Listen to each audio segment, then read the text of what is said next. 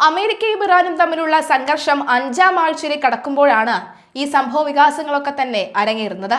ഇറാനിൽ കരയുദ്ധത്തിന് മുതിരുന്നത് അമേരിക്കൻ സൈന്യത്തിന് വൻ പ്രത്യാഘാതങ്ങൾ സൃഷ്ടിക്കുമെന്ന് മുന്നറിയിപ്പ് നൽകി. മരണച്ചുഴി എന്നാണ് ഇറാന്റെ ഉന്നത വൃത്തങ്ങൾ ഈ സാഹചര്യത്തെ വിശേഷിപ്പിച്ചത്.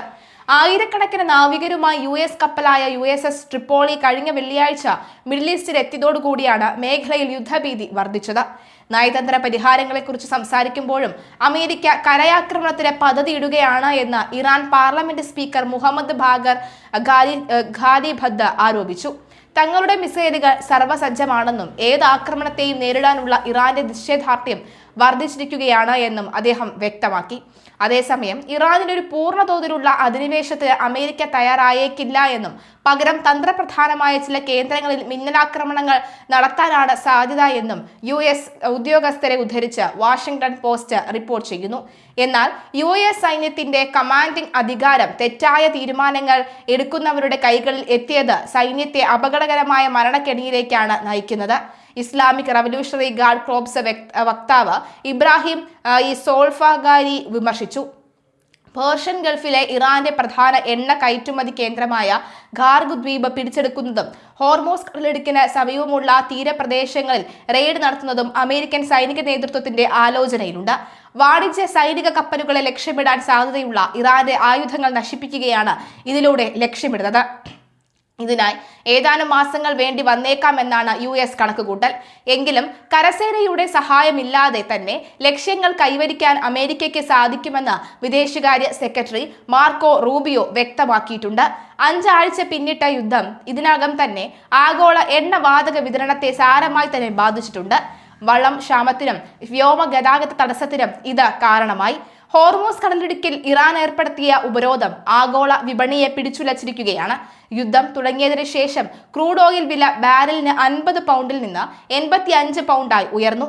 കഴിഞ്ഞ ഒരു മാസത്തിനിടെ 13 US സൈനികർക്ക് ജീവൻ നഷ്ടമായി. US അസോസിയേറ്റഡ് പ്രസ് നടത്തിയ സർവേ പ്രകാരം 62% അമേരിക്കക്കാരും ഇറാനിലെ കരയുദ്ധത്തിന് എതിരാണ്. കേവലം 12% പേർ മാത്രമാണ് ഇതിനെ അനുകൂലിക്കുന്നത്. ഖാർഗ് ദ്വീപ് പോലെയുള്ള സ്ഥലങ്ങളിൽ അധിനിവേശം നടത്തുന്നത് സൈനികർക്ക് വലിയ അപകടമുണ്ടാകുമെന്ന് സൈനിക വിദഗ്ധർ തന്നെ ചൂണ്ടിക്കാട്ടുന്നു. ഇറാന്റെ ഡ്രോണുകൾക്കും പീരങ്കി ആക്രമണങ്ങൾക്കും മുന്നിൽ സൈനികർ ഇരകളാകാൻ സാധ്യതയുണ്ട് എന്ന് Washington institute for near east policy director Michael Eisenstadt പറയുന്നു. ഇതിനിടെ ഹോർമോസ് കടലിടുക്കിലെ ഗതാഗതം പുനഃസ്ഥാപിക്കാൻ ബ്രിട്ടനും നീക്കം തുടങ്ങിയിട്ടുണ്ട്. നൂതന ഡ്രോണുകൾ സജ്ജീകരിച്ച RFA ലൈംബേ എന്ന കപ്പൽ മേഖലയിലേക്ക് അയക്കാൻ ബ്രിട്ടൻ ആലോചിക്കുന്നുണ്ട്. ഹോർമൂസ് തുറക്കാൻ ബ്രിട്ടൻ സജീവമായി ഇടപെടണമെന്ന് അമേരിക്കൻ പ്രസിഡന്റ് ട്രംപ് ആവശ്യപ്പെട്ടിട്ടുണ്ട്. അതേസമയം ഇറാനുമായുള്ള ചർച്ചകൾ പുരോഗമിക്കുകയാണ് എന്ന് ട്രംപ് അവകാശപ്പെടുന്നുണ്ടെങ്കിലും വൈറ്റ് ഹൗസുമായി ചർച്ചയില്ലെന്ന നിലപാടിലാണ് ഇറാൻ. ഹോർമോസ് കടലിടുക്കിലെ ഉപരോധം അവസാനിപ്പിക്കാൻ ഏപ്രിൽ 6 വരെ ട്രംപ് സമയം അനുവദിച്ചിട്ടുണ്ട്. ഇല്ലെങ്കിൽ ഇറാന്റെ ഊർജ്ജ കേന്ദ്രങ്ങൾക്ക് നേരെ കടുത്ത ആക്രമണം ഉണ്ടാകുമെന്നാണ് മുന്നറിയിപ്പ്. ഇതിനിടെ വരും ദിവസങ്ങളിൽ പാകിസ്ഥാൻ മുൻകൈയെടുത്ത് അമേരിക്കയും ഇറാനും തമ്മിലുള്ള ചർച്ചകൾക്ക് വേദി ഒരുക്കുമെന്ന് റിപ്പോർട്ടുകളുണ്ട്. ഇറാൻ തലസ്ഥാനമായ ടെഹ്റാനിലും സമീപ നഗരമായ കരാജിലും ഊർജ്ജ നിലയങ്ങൾക്ക് നേരെയുണ്ടായ ആക്രമണത്തെ തുടർന്ന് വൈദ്യുത ബന്ധം ഭാഗികമായി തന്നെ തടസ്സപ്പെട്ടു. US സൈന്യം ഇറാൻ മണ്ണിൽ കാലുകുത്തിയാൽ നേരിടേണ്ടി വരുന്ന പ്രത്യാഘാതങ്ങൾ ഭയാനകമായിരിക്കുമെന്ന് സൈനിക വക്താവ് ഇബ്രാഹിം സോൽഫഖാരി വീഡിയോ സന്ദേശത്തിൽ വ്യക്തമാക്കി. 10,000-ഓളം സൈനികരെ കൂടി മേഖലയിലേക്ക് അയക്കാൻ വാഷിംഗ്ടൺ ആലോചിക്കുന്നതായും റിപ്പോർട്ടുണ്ട്.